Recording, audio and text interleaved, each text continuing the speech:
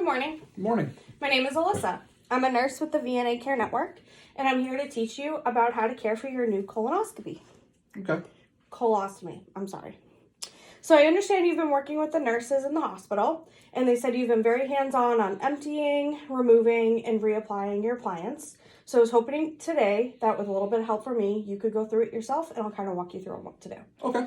All right, so the first thing we're going to do is we're going to empty your pouch.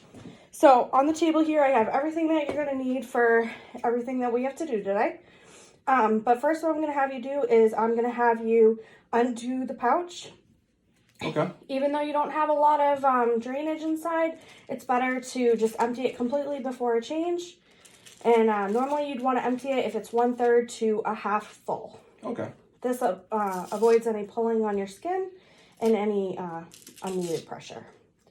So there you go. So you took off the Velcro and go all the way down. And then what you're going to do is on the sides, you're going to push through and let everything drain out into the trash barrel that I have for you right here. Okay. Good. So now I'm going to give you some tissue paper. And using the tissue paper, you're going to clean in and around the ostomy bag opening. Okay. Good. So pouches are normally odorless, but obviously you're going to experience a little bit of odor when you're emptying it, changing the appliance, or burping the bag. So what I'm going to have you do now is, now that everything is nice and clean, I'm going to have you fold the end of the pouch together and redo the Velcro. Okay. Very good.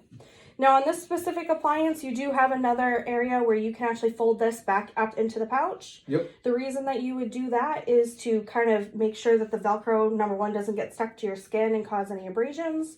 Number two, doesn't get stuck to your clothing. And actually it just is more low profile when it's hooked up inside. Okay. Okay. So the next thing that we're going to do is we are going to actually remove the pouch from your body. All right. In order to start with a new one here. So when you start to take the pouch off of your skin, what I want you to do is I want you to hold down the skin around the pouch as you peel back slowly. Don't rip off, don't rip and pull away. You want to go low and slow away from the body. Okay. Very good. Now, as you're doing that, this is a good way to just take a look at your skin and assess, the skin around the stoma. So before you take that, I'm going to take this from you and I'm going to give you a piece of tissue paper to put over your stoma. Good. Okay. So something that you want to get into the habit of doing with every single change is you want to take a look at the back of the bag.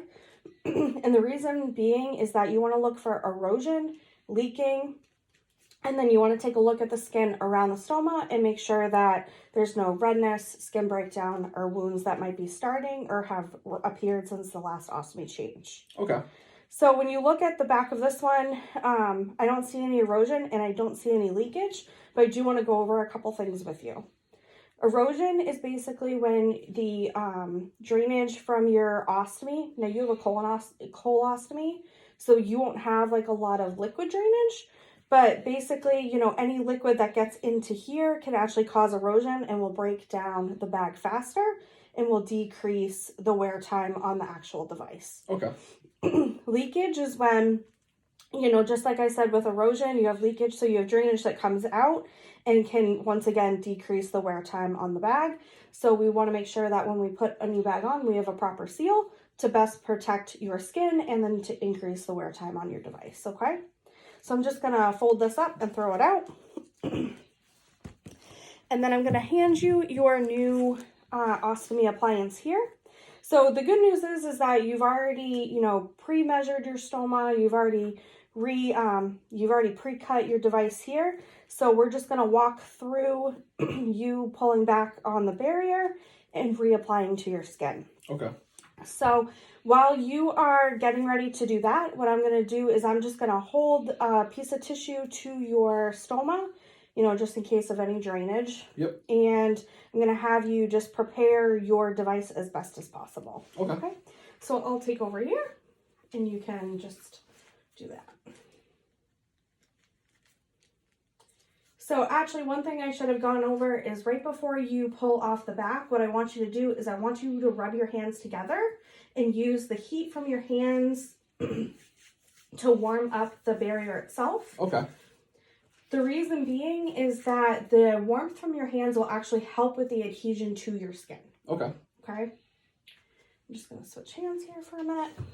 So when you, so when you're warming it up, the best thing about the skin barrier is, like I said, the warmth will help better adhere. It will also help, attach to your skin better. So the thing about the skin barriers is that they are a dry tact, and they have different types of polymers in it that will help to also adhere to your skin. In order for a skin barrier to stay intact with your skin and avoid any erosion or any leakage, is the actual polymer. So your skin has to be 100% full, with these polymers, or with, skin barriers or crusting method, which we can go over as well, in order for this barrier to stay where we want it to stay and to decrease any erosion, leakage, or skin breakdown. Okay. Okay. So if you think it's nice and warm, I'm going to have you pull back the back barrier. Okay. And we'll just throw that piece out. All right. And then, like I said, it's already pre-cut. So I'm going to have you just, with your thumbs, kind of push, you're going to kind of fold it in half. Okay. As best you can. Yep. And you're going to, the bottom of the hole here, you're going to put to the bottom of your stoma. Okay. And then using your thumbs as a guide, you're just going to pull the appliance right over the stoma. And there you go. And that's a perfect fit. So perfect. I like how you have your hands already up there. So that's another thing that I would say is right after you get the appliance on, take your warm hands again and just kind of put your skin down. Okay. Put it down on your appliance to firmly adhere to the skin. Yep. If you use things like paste for caulking, what you would do is after you feel like the appliance is firmly adhered to your skin, you're going to take your fingers and just kind of adhere that paste and that moldable barrier just a little bit more. So that way we can spread that paste out and we get the nice tight seal that we need. Okay. Okay. So before I did talk about a crusting method, thankfully you did not need any, stoma powder at this time. But if you ever did, that is one thing that we can offer you. Crusting is not something that you use to prevent skin breakdown. It's something that you can use when you have skin breakdown. Okay. So for instance, for today, we didn't use any, skin prep wipes. But, if you ever did need them, it's a good technique to use.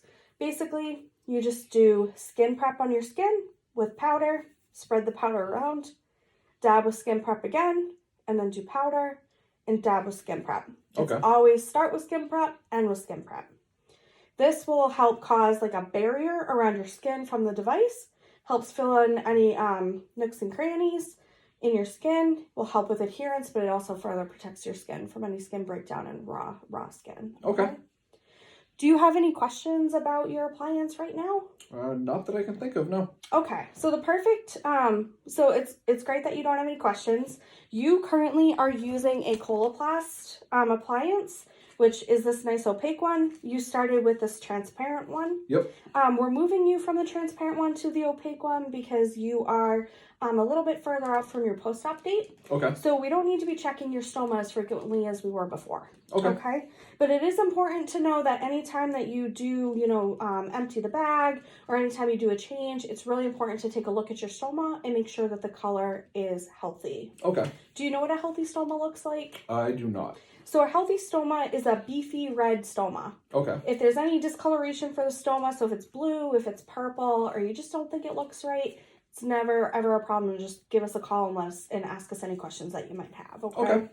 So yeah, now you're going to this opaque one. You came from this translucent one. Like I said, you have a Coloplast right now, but there are several different brands out there with several different openings. This one we've kind of gone over a little bit, but you have the Velcro opening on this. But there are also ones that have clamps or clips. Some people prefer those just because it's easier for emptying. Some people prefer the Velcro. It's really up to you and how comfortable you feel, okay? Okay. The most important thing to remember, though, is that if you have a clamp, don't throw the clamps out. You can actually reuse them up to several months. Okay. Okay? You can actually wash them in warm water with a mild soap and put them out to dry, but you don't have to actually throw them out. Okay. Okay, so this appliance looks like it's working for you really, really well right now. I don't think we need to make any changes. But what we can do in the future is if you ever want to try something different or if you have questions about anything else, feel free to give us a call and ask us any questions you might have. All right, sounds good. Awesome. Do you have any last minute questions or concerns? No, I don't. Awesome. Well, thank you so much, Travis, and good luck with your new ostomy. Thank you. Thank you.